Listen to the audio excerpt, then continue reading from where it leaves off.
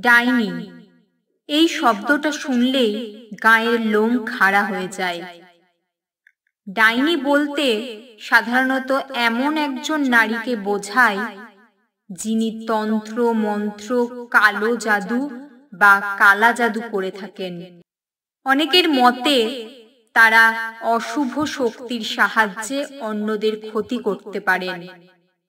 বিশেষ করে গ্রামের মানুষজনের মধ্যে এই বিশ্বাসটা খুবই প্রচলিত। গ্রামের পুরনো কুটিরে একা একা থাকে যে বুড়ি, যিনি কারোর সঙ্গে মেশেন না, রাতে আগুন জ্বালিয়ে কি যেন বকবক করেন, তাকেই সবাই ডাইনি বলে সন্দেহ করে। কেউ বলে সে নাকি রাতের বেলায় ঘর ছেড়ে বের হয়, শ্মশানে ঘরে, আর বাচ্চাদের আত্মা চুরি করে তার আয়ু বাড়ায়।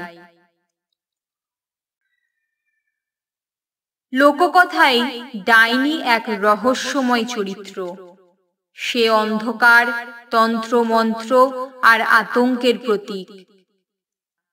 তাই যখনই রাত গভীর হয় আর ঝিঝি পোকার ডাকের মাঝে দূরে একটা কর্কশ হাসি ভেসে আসে, তখন অনেকেই বলে, চুপ, ওটা ডাইনির ডাক। গল্পটি কেমন হয়েছে তোমরা কমেন্ট বক্সে অবশ্যই জানাবে। আর এই রকমই আরও গল্প শুনতে চ্যানেলটি সাবস্ক্রাইব করে পাশের বেল আইকনটা প্রেস করে দিয়ে আমাদের পাশে থাকবে। ধন্যবাদ।